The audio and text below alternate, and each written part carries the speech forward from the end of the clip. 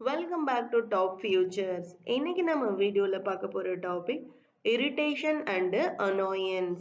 நம்மளோட வாழ்க்கையில நம்மள எரிச்சல் பண்ண விஷயங்களை பத்தி நாம எந்த டென்ஸ்ல பேசலாம் அப்படின்னு பார்க்கலாம். மேபி அந்த இரிட்டேஷன் இப்ப நடந்துட்டு இருக்கலாம், இல்ல நடந்து முடிஞ்சிருக்கலாம், இல்ல இனிமே நடக்கலாம். அப்போ அதை எப்படி நம்ம டிஸ்கிரைப் பண்ணி பேசணும்னா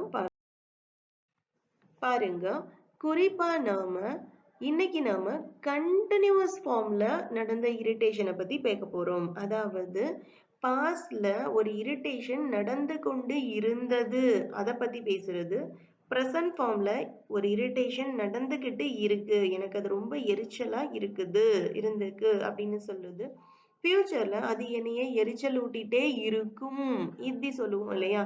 அதை நாம எப்படி சொல்லணும்னு பார்க்கலாம். பாஸ்ட் டென்ஸ்ல ஃபார்மட் பாருங்க. சப்ஜெக்ட் பிளஸ் வாஸ் அல்லனா வேர் பிளஸ் வெர்பு கூட ஐஎன்ஜி. நீங்க வாஸ் யூஸ் பண்ணணும்னா சப்ஜெக்ட் சிங்குலரா இருக்கணும். வேர் யூஸ் பண்ணணும்னா சப்ஜெக்ட் ப்ளூரலா இருக்கணும். சரிங்களா? சரி, இப்ப நம்ம இதுக்கு எக்ஸாம்பிள் சென்டென்ஸ் பார்க்கலாம். My brother was making too much noise. பாருங்க, அவரோட பிரதர் என்ன பண்ணாரு, பயங்கரமா சத்தம் போட்டுட்டே இருந்தாரு அப்படின்னு சொல்றாங்க. அப்ப அவங்க என்ன சொல்லிருப்பாங்க? I was irritated because my brother was making too much noise. பாருங்க, மை பிரதர் அப்படிங்கிறது சிங்குலர், அதனால நீங்க பாஸ்ட் டென்ஸ்ல வாஸ் அப்படிங்கிறது தான் போடணும். வெர்பு கூட ஐஎன்ஜி போட்டு மேக்கிங் யூஸ் பண்ணிருக்காங்க. ஓகேவா? நெக்ஸ்ட் போலாம். Present form. ப்ரெசன்ட் கண்டினியூஸ்ல ஒரு உங்களை எரிச்சல் பண்ணக்கூடிய ஒரு விஷயம் இப்ப நடந்துகிட்டு இருக்கு.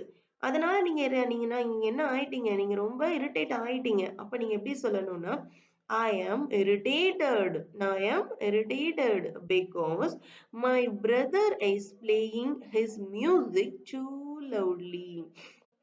பாருங்க, இதோட ஃபார்மட் நான் சொல்லிடுறேன். Subject am is or. இந்த am is or இது மூணுமே depends on the subject. Subject சிங்குலரா இருந்தா நீங்க is யூஸ் பண்ணணும். சப்ஜெக்ட் ப்ளூரலா இருந்தா நீங்க or யூஸ் பண்ணணும். am அப்படிங்கறது எக்ஸப்ட் இது I அப்படிங்கிற சப்ஜெக்ட்டுக்கு மட்டுமே வரும். I am அப்படின்னு மட்டும்தான் நம்மளால சொல்ல முடியும். சரிங்களா? அடுத்து நீங்க வேர்போட ஐஎன்ஜி போட்டு பேசணும். அப்போ நான் என்ன எக்ஸாம்பிள் சென்டென்ஸ் பாருங்க. I am irritated. நான் irritate ஆயிட்டேன். எதனால?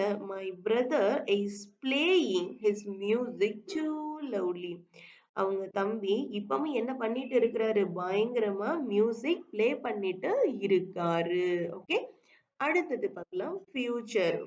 ஃபியூச்சர்ல உங்களை எரிச்சல் பண்ணக்கூடிய ஒரு விஷயம் நடந்துகிட்டே இருக்கும் அப்படின்னு நீங்க எப்படி சொல்லலாம்? அதோட ஃபார்மட் பாருங்க. Subject plus will be plus வெர்போட ஐஎன்ஜி. சரிங்களா? சோ அப்ப நம்ம எக்ஸாம்பிள் பார்க்கலாம்.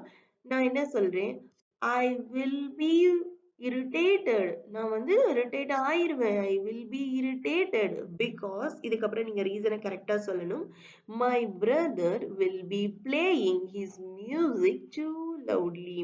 பாருங்க, my brotherங்கிறது சப்ஜெக்ட், will be போடுறோம், then verb. அவர் என்ன பண்றாரு? play பண்றாரு, ing போட்டு playing. ஓகேவா? அப்போ இனிமே உங்களை இரிட்டேட் பண்ணக்கூடிய ஒரு விஷயம் நடந்து கொண்டு இருந்தது, நடந்து கொண்டு இருக்கிறது, நடந்து கொண்டு இருக்கும் அப்படிங்கிற 3 காலத்திலையும் நீங்க ரொம்ப எளிமையா உங்களால டிஸ்கிரைப் பண்ண முடியும். சரிங்களா? உங்களோட வாழ்க்கையில உங்களை இரிட்டேட் பண்ண விஷயம் ஏதாவது இருந்தா அத இந்த 3 டென்ஸை யூஸ் பண்ணி எனக்கு காமெண்ட்ல சொல்லுங்க. Thank you.